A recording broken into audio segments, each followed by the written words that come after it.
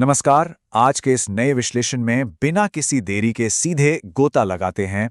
आज हम भारत के एक बेहद ही अहम और ऐतिहासिक आध्यात्मिक केंद्र की बात करने वाले हैं, गोरखपुर का प्रतिष्ठित गोरखनाथ मंदिर। देखिए, यहाँ हम सिर्फ ईंट और पत्थरों से बनी किसी इमारत की बात नहीं कर रहे हैं, बल्कि उन प्राचीन जड़ों, सदियों तक टिके रहने की उस अकल्पनीय क्षमता और आधुनिक समाज पर इसके गहरे प्रभाव को समझने वाले हैं। यह एक ऐसी जगह है जहां इतिहास, अध्यात्म और समाज सेवा का एक अद्भुत संगम देखने को मिलता है। तो चलिए इस बेहद दिलचस्प विषय की परतों को खोलते हैं। अब इस स्थान की जड़ें कितनी गहरी हैं, इसका अंदाजा महाराजा मानसिंह की पुस्तक श्रीनाथ तीर्थावली के इस उद्धरण से लगाया जा सकता है। ये सिर्फ कुछ 100 साल पुराना इतिहास नहीं है, बल्कि इसकी पौराणिक कथाएं तो सीधे त्रेता युग और भगवान राम के अवतार तक जाती हैं। और तो और मध्यकालीन कवि उस्मान ने भी अपनी रचना चित्रावली में इस जगह का जिक्र किया है। मतलब साहित्य और किंवदंतियों में इसकी मौजूदगी ही ये साफ कर देती है कि सदियों से ये क्षेत्र बिना रुके योग और साधना का एक बहुत बड़ा केंद्र रहा है। तो आज के इस विश्लेषण को हम मुख्य रूप से इन 5 अहम हिस्सों में बांट के देखेंगे। पहला, गुरु गोरखनाथ का दर्शन। दूसरा, इसकी ऐतिहासिक यात्रा। तीसरा, वास्तुकला की भव्यता। चौथा, आध्यात्मिक परंपराएं। और अंत में सामाजिक कार्य। आइए शुरुआत करते हैं हमारे पहले पड़ाव से, गुरु गोरखनाथ का दर्शन और नाथ संप्रदाय की जड़ें। सोचने वाली बात है कि नाथ संप्रदाय का जो असर था वो सिर्फ भारत की सीमाओं तक ही सीमित नहीं था। 8वीं सदी से भी पहले इस परंपरा ने योग के गहरे ज्ञान को पूरी दुनिया, खासकर पूरे एशिया में फैलाना शुरू कर दिया था।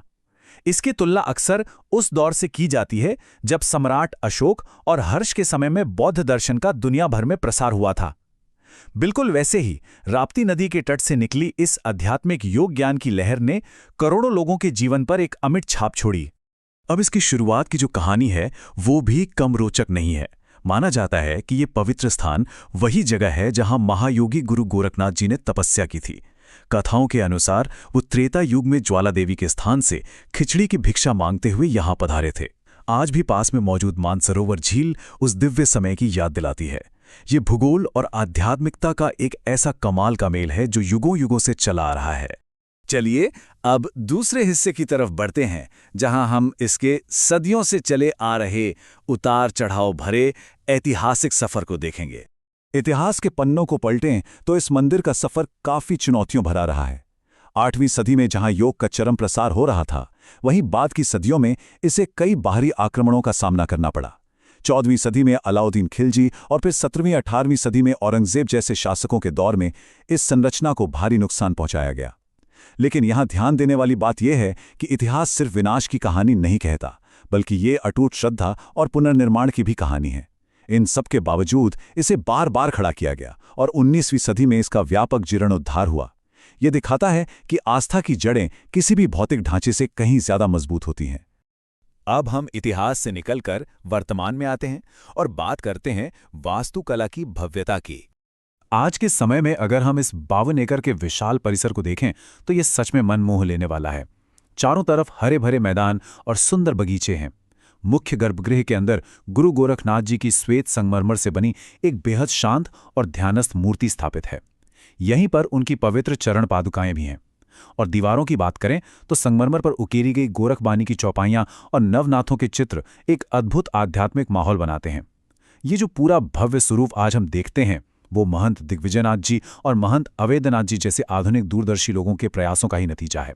चलिए, वास्तुकला के बाद अब यहाँ की आध्यात्मिक परंपराओं और रोजमर्रा की भक्ति को करीब से समझते हैं। यहाँ का जो दैनिक नियम है ना, वो बिल्कुल एक घड़ी की सुई की तरह बिना रुके चलता है, एकदम कड़ा और अनुशासित। दिन की शुरुआत सूरज उगने से बहुत पहले सुबह 3 से 4 बजे के बीच ब्रह्मवेला में हो जाती है। घंटों और नगाड़ों के गूंज के बीच होने वाली मंगल आरती पूरे माहौल को एक अलग ही ऊर्जा से भर देती है। इसके बाद सुबह ठीक 11 बजे मध्याह्न भोग आरती होती है और फिर शाम को 6 से 8 बजे तक संध्या आरती का क्रम चलता है। ये दैनिक लय रोजाना बिना किसी नागे के दोहराई जाती है। वैसे तो यहाँ रोज ही दूर दूर से लोग आते हैं, लेकिन भक्ति का एक अलग ही चरम तब देखने को मिलता है जब मंगलवार का दिन हो।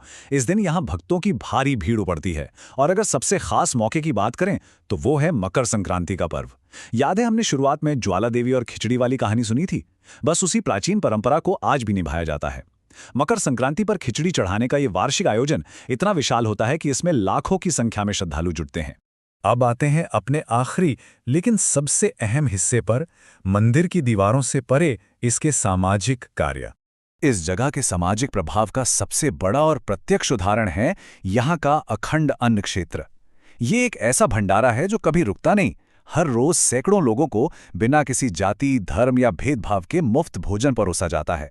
स्थानीय स्तर पर तो लोगों में ये गहरा विश्वास भी है कि यहाँ का प्रसाद ग्रहण करने से बीमारियां दूर होती हैं और लंबी उम्र मिलती है। ये प्राचीन दर्शन का एक बहुत ही व्यवहारिक और जमीनी रूप है। लेकिन बात सिर्फ भोजन तक ही सीमित नहीं है। आज ये मंदिर एक बहुत बड़ा कल्याणकारी केंद्र बन चुका है। शिक्षा के क्षेत्र में कई कार्यक्रम चलाए जा रहे हैं, स्वास्थ्य सेवाएं दी जा रही हैं और गौ रक्षा के साथ साथ योग संस्थानों के जरिए संस्कृति को सहेजा जा रहा है। सबसे कमाल की बात यह है कि यहाँ से जाति-पाति के खिलाफ लगातार एक मजबूत अभियान चलाया जाता है और यही गुरु गोरखनाथ जी का वो मूल दर्शन भी था कि इंसान चाहे कोई भी हो, सब एक समान है।